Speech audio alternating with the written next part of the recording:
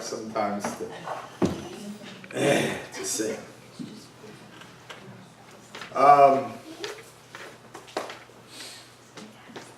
I hope that all the women in the church got their Women's Day present.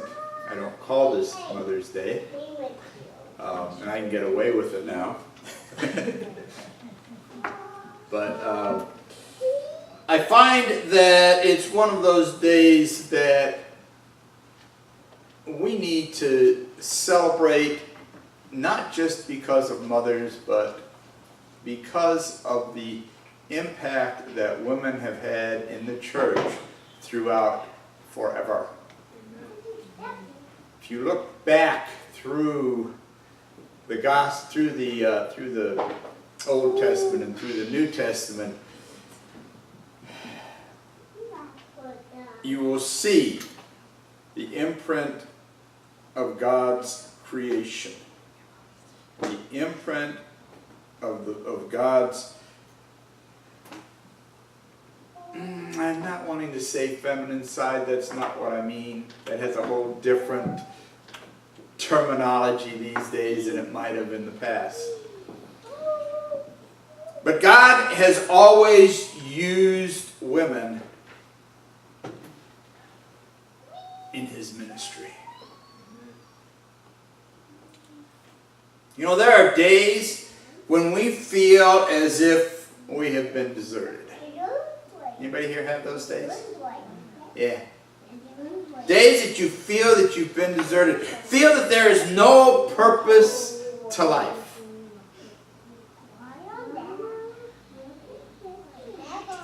But we only see a part of the picture. We only see what is going on today. We take ourselves out of the totality of life on a daily basis and we look at today. And today, my boss yelled at me. Today, I forgot to do something that I should have done. Today, I let somebody else down. Today I had one problem after another problem after another problem, and even my new car wouldn't start. And all we see is that. Perhaps we remember what happened yesterday, maybe. But what we cannot see is where the road leads as we move on down it. What is on the plan for tomorrow, or the next day, or the day after that? And you can look back on many of the things that have happened in our lives, and you can say, hey, I do see a pattern. I do see where God's hand was in my life, even on those days when I had such rotten times. Even on those days when I let God down. Oh, wait a minute. We never do that. Huh. Yeah, okay. So this morning we are going to look at the lives of three women who began with simple, unadorned purpose. With them, they did not know what that purpose was. They did not know what that purpose will bring, nor did they know that God even had a purpose for them in the world. And the first one I want to look at is Esther. Esther was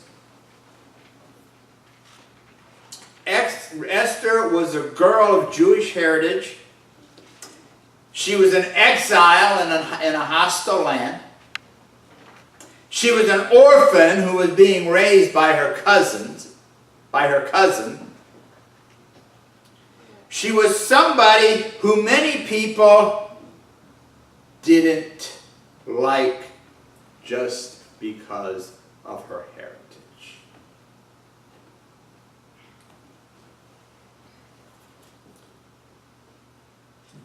God chooses the unlikely often. You know, Moses was a refugee suspected of murder.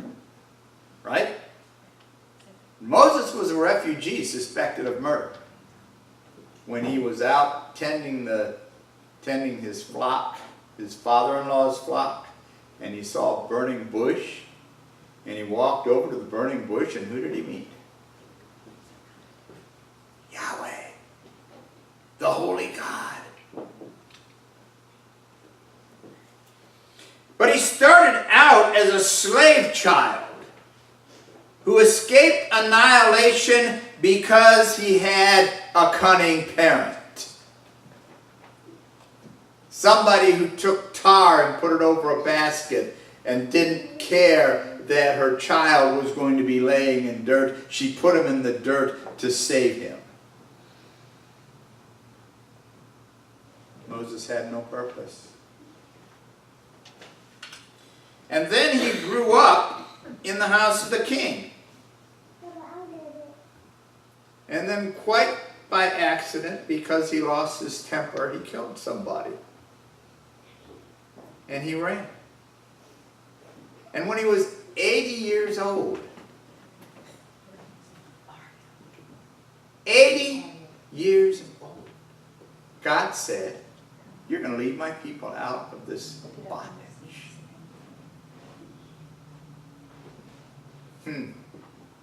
But for those 80 years, he sat there and he watched, and nothing happened, and nothing made sense to him, and nothing was going any way except a normal, everyday life with its problems and its difficulties, and sometimes its joys. And then there was this little kid, his name was David, the sheep herder from a nobody family. Anybody here from a nobody family? And don't raise your hand. You can. We're all from nobody families pretty much. You know? I have to go back 3 generations to find somebody that actually knew somebody.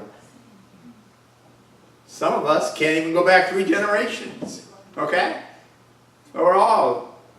We just live a life. But then there's this little kid, he's named David, and he's out taking care of his dad's sheep, and the country's at war, and his brothers were called up to go fight this giant, and David walks over there and he says, hey, let me deal with this. And they laughed at him. Okay, this is another one. You may or may not raise your hand, it doesn't matter. But here's the thing. Anybody here ever had anybody laugh at you when you offered to do something? Uh-huh. Isn't that humiliating? They laughed at him. And he picked up the rocks, 5 of them, 5 smooth stones, and he put them in a slingshot and he hit the giant in the head. The giant died. Now, if you really read the story of David, you know that although he got the attention of the king, he wasn't, and there was a period of time when the king looked at him as somebody miraculous. There was also a time when the king decided that he was worthless and he wanted him dead. And I'm sure David didn't know that he'd been called by God. Not at that point.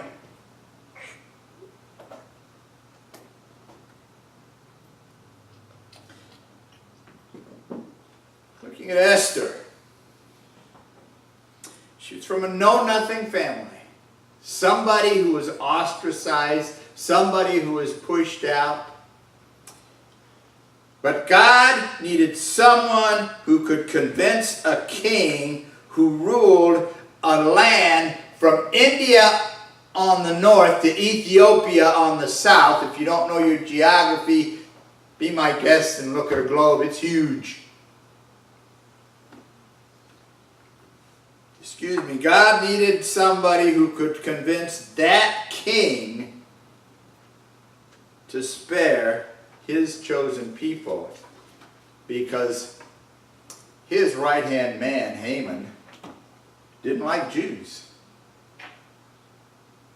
He wanted them gone. He wanted them, let's see, the word that is used in Scripture in Esther chapter 7, the word that is used here means to annihilate.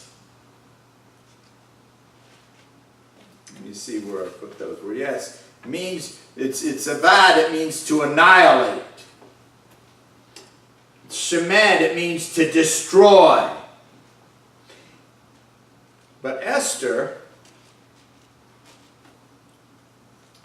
was chosen from a group in a harem to become the queen of this land.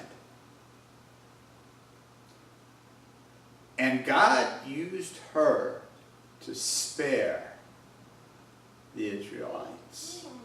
Because whereas Haman wanted them exterminated, she went to the king and she said, look, let me read this to you. Chapter 7.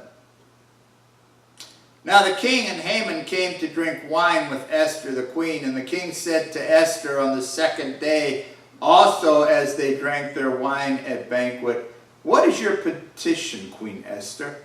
It shall be granted to you. And what is your request? Even half of the kingdom, and it shall be done.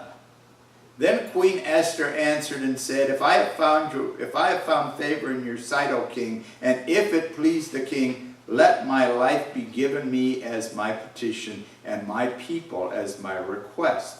For we have been sold, I and my people, to be destroyed, to be killed, and to be annihilated. Now, if we had only been sold as slaves, men and women, I would have remained silent, for the trouble would not be commensurate with the annoyance of the king.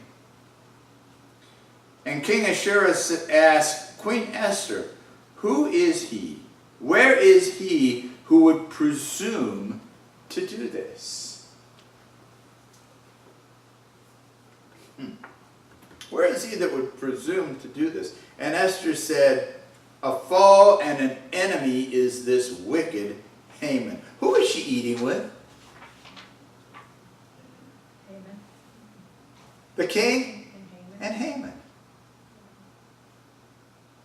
She sat right there, looked at him and said, this wicked Haman. Then Haman became terrified before the king and the queen. And the king rose in his anger from drinking wine and went into the palace garden. But Haman stayed to beg for his life from Queen Esther, for he saw that harm had been determined against him by the king. And when the king returned from the palace garden into the place where they were drinking wine, Haman was falling on the couch where Esther was. Uh-oh. You want to make the king mad? Even if he tricked, you want to make the king mad? I don't think so. And the rest of the story is that Haman had built a gallows in his yard so that he could hang Esther's uncle Mordecai. And it ended up that Haman was the one that ended up on the gallows. Esther, a nobody, became the queen by accident. No, by God's purpose.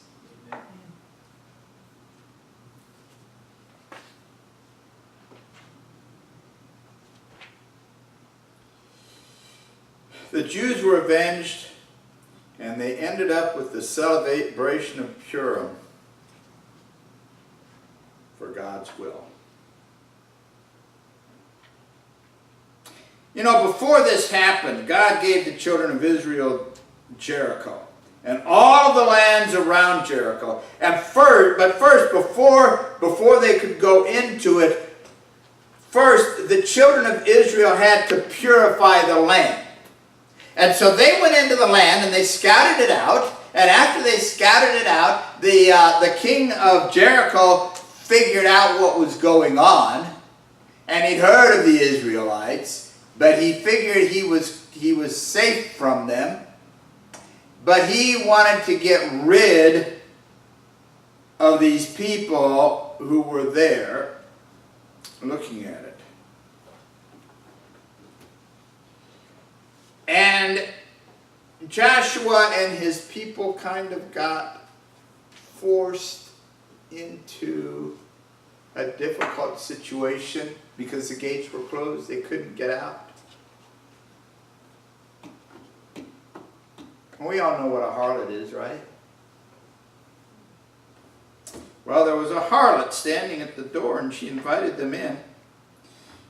And she put them up on her roof, and she covered them with flax and straw, because she saw the writing on the wall of Jericho. No, this was not the time when somebody actually wrote on the wall.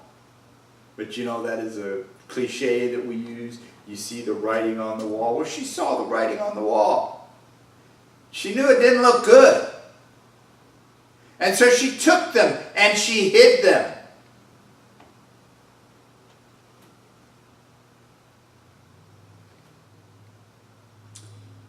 And then she bartered for the lives of her family, and by the grace of God, they were saved. Why? Because the unlikely person, Rahab, known in Jericho as a keeper of the house, known in Jericho as a wanton woman. And one of the things that we need to learn as we are looking at our lives and at other people's lives and at the attitudes that we want to have towards people is God is not a respecter of persons. Amen. God makes his choices according to a plan that he has. Why did he choose Rahab? I don't know. She obviously had something, or maybe nothing. But God could use her. And so he took Rahab. He spared her life. He spared her. Everything else in Jericho was destroyed, except for the things that God wanted saved. The only persons that God wanted saved was his harlot and her family.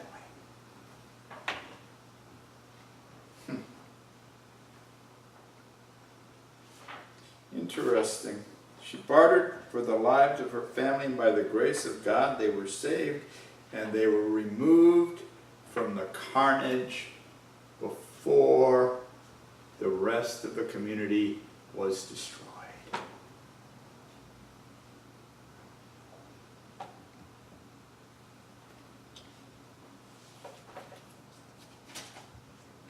How many of you know the story of Ruth? Okay. All right. But I'm not going to take a lot of time going over the story of Ruth. But what you do need, but the few things that I do want to point out. First of all, Ruth was not an Israelite. Ruth was not an Israelite. Ruth's mother-in-law, Naomi, was an Israelite. Ruth's husband was an Israelite. They left Israel because of famine, and they ended up in Moab. And they had 2 sons, and their sons married Moabite women. Moab. Good probability they were children of Ishmael. Consider that for a minute. Who's Ishmael? Ishmael is the half-brother, the older half-brother of Isaac.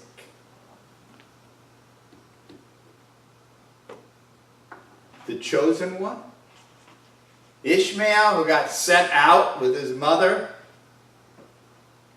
Ishmael, who was promised that he would be the father of many. Just like Isaac. See, that's one of the things that we don't always look at. We don't realize that Ishmael and Isaac both got the same blessing. Amen. They both got the same blessing. They would be the father of a multitude. Going back to Abraham, who was both of their father. All right? This Moabite woman, her father-in-law died, her husband died, she had no children, her mother-in-law decided she was going to go back to Israel because they didn't really like Israelites. You know, Ishmael's children did not really like Isaac's children. So she decided she was going to go back to her homeland, and the daughters-in-law were told they needed to stay behind and find Moabite men and get married and have children. One of them said, okay, I'll do that. No problem. I don't want to go to Israel anyway. Ruth said, whether you goest, I will go. Whether you lay your head, I will lay my head.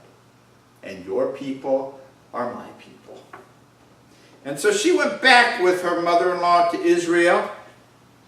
And she and her mother-in-law, because they had no retirement, because they had no savings account, were kind of destitute.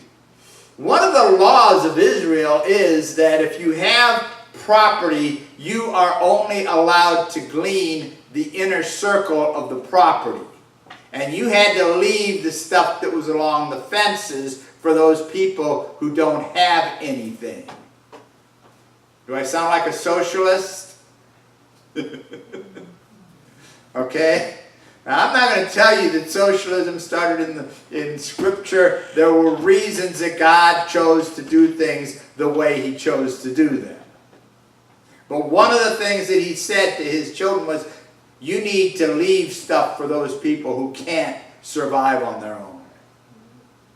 So Ruth was out there gleaning this stuff, and Boaz, I'm going to tell you more about Boaz in a minute, but Boaz was Naomi's husband's cousin. And all it tells you is it was a close cousin. Close cousin usually means first or second, you know, kind of close. But, yeah, it was his cousin. There is another law. There is another law in the Old Testament. It's called the kinsman redeemer. Okay, the kinsman redeemer means that if your brother dies and he has no children, his firstborn child is your brother's child. And you are supposed to marry your sister-in-law. Geez, why can't they just leave us alone and let us do the way we like to do? Kinsman redeemer, that's in Leviticus 25 through 28, and Deuteronomy 25, 5 through 10. If you want to write that down, you can check it out, just in case you think I'm lying to you. I'm not. Kinsman redeemer. And then the gleaning redeemer, that's Leviticus chapter 23. Wow.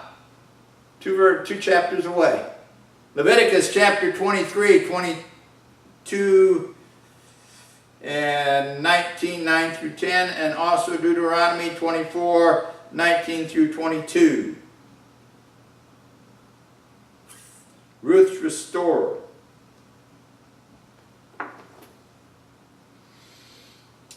Ishmael's child. Ending up in a relationship with an Israelite. You want to know a little known fact? Boaz was the son of Rahab. Matthew 1, verse 5.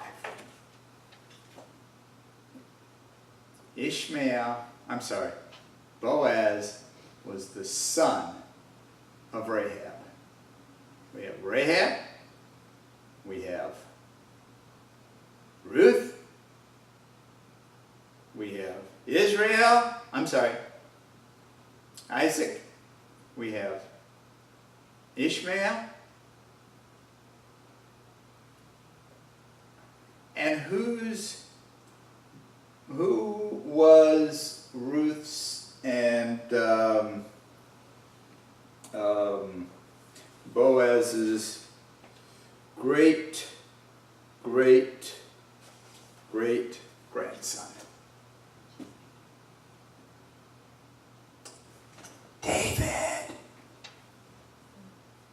David.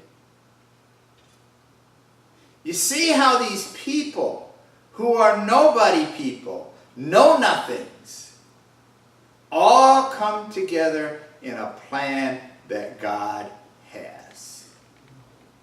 And see, we look at Ishmael and we look down our noses. Some of us look down our noses.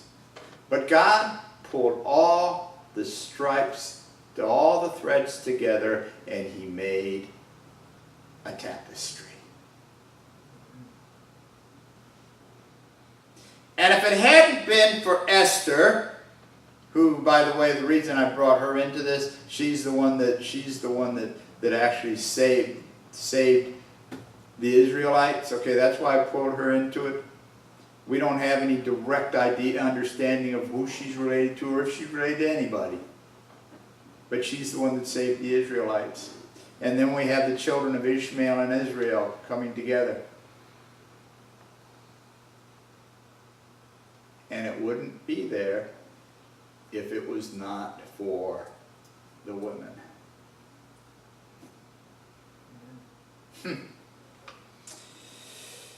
Interesting that we link the cycle to the Davidic throne, and Jesus Christ, the Messiah, is the one that God said all through history would sit on that throne.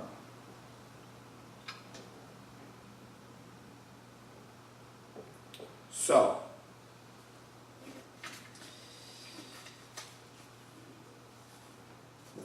I have to tell you that my grandmother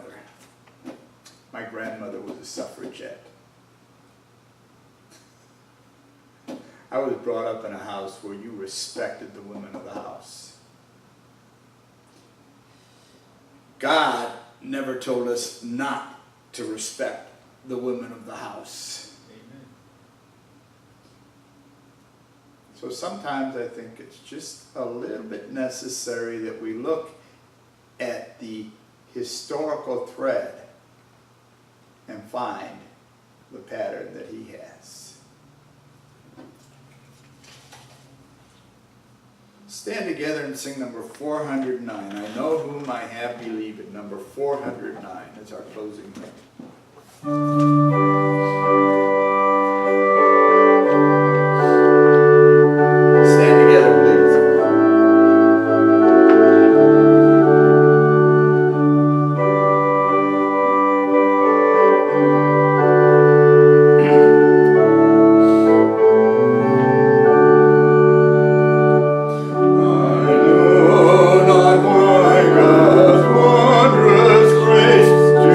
Me